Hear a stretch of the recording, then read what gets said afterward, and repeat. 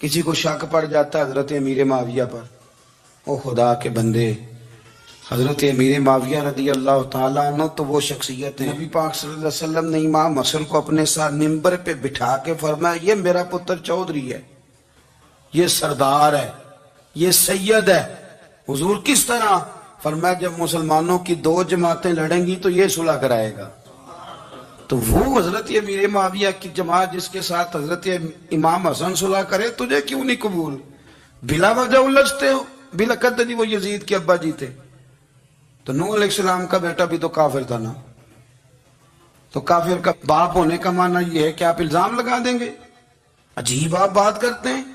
قیامت میں کوئی کسی کا بوجھ، قرآن نے فیصلہ کر دیا ہے، کوئی کسی کا بوجھ، یزید اپنے معاملات کی جواب دے گا، اس کے گھر والے اس کی باتوں کا جواب، اور جو یہ کہتے ہیں نا کہ ان کے والد معاذ اللہ ٹھیک نہیں تھے، وہ یہ بھی لکھتے ہیں کہ یزید کا پتر بڑا ٹھیک تھا۔ یزید کے بیٹا ہے جس کا نام معاویہ بن یزید ہے، یزید کے بعد لوگوں نے تخت پہ بٹھایا، 40 دن اس نے حکومت کی، اور لوگوں سے کہنے لگا کہ نہ میں اس کرسی کے قابل ہوں نہ میرا باپ قابل تھا۔ یزید کا پتر فرمایا نہ میں اس قابل ہوں نہ میرا ابا قابل تھا، میں اس کرسی پہ کیسے بیٹھوں جس کے پایوں میں محبوب کی اولاد کا خون ہو؟ تلاش کر لو کوئی اپنا امیر، 40 دن کے اندر بندہ تلاش کر لو، میں اس قابل نہیں۔ تم یہ تو لکھتے ہو اس کے بیٹے کے بارے میں، یہ کیوں نہیں مانتے کہ حضرت امیر معاویہ کے ساتھ امام حسن نے صلح کی؟ آپ بات کو سمجھیں۔ اور کچھ اتنے بیوقوف ہیں، اتنے نادان ہیں، ان کو کوئی اور بات نہیں ملتی تو کہتے ہیں امام حسین کو آنا نہیں چاہیے تھا، حکومت بن گئی تھی، یزید بیٹھ گیا تھا، معاذ اللہ۔ پتہ ہے حضرت عبداللہ بن زبیر کیا فرماتے تھے؟ فرماتے تھے ہم تو یزید کے خلاف اس وقت نکلے کہ ہمیں یقین ہو، یہ اس بندے کی بات بتا رہا ہوں جسے گٹی میرے نبی پاک نے لواب دہن سے عطا فرمائی، لواب دہن سے گٹی دی رسول کریم۔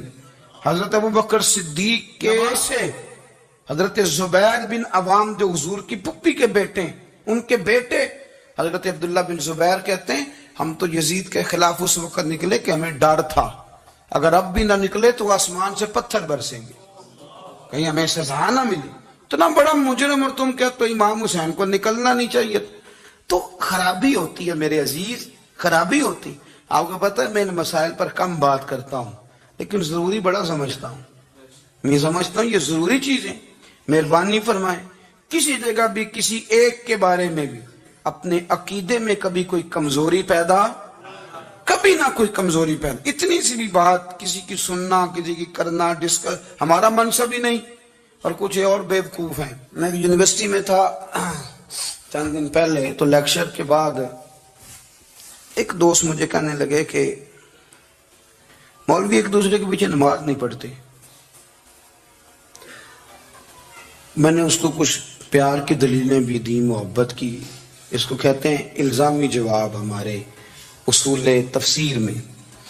میں نے اسے کہا کہ ایک ڈاکٹر سے دوائی لے لیں، دوسرے کے پاس جائیں تو کہتا ہے اسے تو پتہ ہی کو نہیں، تم غلط آدمی کے پاس چلے گئے۔ تو اس سے آپ کو ٹینشن نہیں ہوتی؟ یہ روز سیاستدان دھما چوکڑی مچا رہے ہوتے ہیں کہ فلانا چور ہے، فلانا چور ہے، تو اس سے نہیں ٹینشن، مولویوں کی ٹینشن ہے تمہیں۔ کہنے لگا جی نہیں، کیوں نہیں نماز پڑھتے؟ میں نے اسے کہا یار، اور وہ مجھے کہنے لگا جی آپ بڑی مثبت بات کرتے ہیں تو اس لیے میں نے آپ سے سوال کیا ہے۔ میں نے کہا یار بڑی سادی سی بات ہے، اگر تیری سمجھ میں آ گئی تو ٹھیک ہے، نہ بھی آئی تو منوانا تو میرے ذمہ ہے بھی نہیں، بتانا میرے ذمہ ہے۔ تو یہ بتا، میں نے کہا تیرے ابا جی کو، تیری اماں کو بندہ کافر کہہ گزرے، کوئی مولوی بہت بڑا شیخ الحدیث ہو، اصول تفسیر پہ، فقہ پہ، حدیث پہ دسترس رکھتا اور مستحضر علم ہو اس بندے کا، تیرے ابے اور اماں کو کافر کہے تو نماز پڑھتا ہے؟ کہنے لگا نہیں۔ تو میں نے کہا جو میرے نبی پاک کے ماں باپ کو مشرک مانے، اور میں نے کہا اگر تم نے دلیل چاہیے ہوگی تو بندے میں تمہیں دوں گا اور بائی نیم دوں گا، اور میں ان کی تحریریں تمہیں دوں گا جو مر گئے یہ لکھتے ہوئے کہ چونکہ وہ پہلے چلے گئے تھے، انہوں نے کلمہ نہیں پڑھا، لہذا معاذ اللہ صبح معاذ اللہ دوزخ میں جائیں گے۔ تیرا حوصلہ پڑھتا ہے تو پڑھ نماز، میرا تو نہیں پڑھتا، میں کیسے پڑھوں؟ اور اس قدر کمزور نظریے کا آدمی کہ اپنے قلم سے لکھتا ہے، اپنے قلم سے اپنی کتاب میں لکھتا ہے کہ جس مچھلی کے پیٹ میں حضرت یونس نے کچھ دن گزارے وہ مچھلی جنت میں جائے گی، دے شرم نہیں آتی؟ جس مچھلی کے پیٹ میں یونس چند دن رہے وہ جنت میں جائے گی، اور جس ماں کے پیٹ میں مدینے والے رسول 9 مہینے رہے، یہ حیا نہیں آتی تجھے بات کرتے؟ پھر بھی سمجھنا ہے تو ہم سے آ کے عقیدہ سن، ہو درود تجھ پہ بھی آمنہ، ہو درود تجھ پہ بھی، تیرے لال پر بھی سلام ہو، تیری گود کتنی عظیم ہے، تیری گود کتنی، یار آپ مجھے دلیل دینا، میں آپ ہماری ساڑی تے باٹی کونی تے سانجی کے جنال ہونی ہے، ہمارا کسی سے داتی رٹا ہی کوئی نہیں، آپ بات کو سمجھے، لیکن تجھے کوئی اور چیز لکھنے کو ملی کوئی نہیں، تو نے قلم اٹھایا اور تو تکلیف دیتا ہے نبی پاک کو، تو وصیہ والدین کو معاذ اللہ یہ لفظ کہہ کے گزر جاتا ہے، اور ان کے نام دیکھو، آمنہ، نام کیا ہے؟ آمنہ، آمنہ نام کافروں جیسا ہے، اور والد کا نام کیا ہے؟ سبحان اللہ، عبداللہ کا معنی ایک کافروں جیسا نام ہے، مت ماری ہے، اور کتابیں لکھی جا رہی ہیں اور سیرت لکھی جا رہی ہے اور دلیلیں دی جا رہی ہیں، لوگوں کو خیال ہی نہیں آتا، عجیب فلسفہ ہے۔ 4 اقوال ہمارے بزرگوں نے لکھے ہیں نبی پاک کے والدین کے بارے۔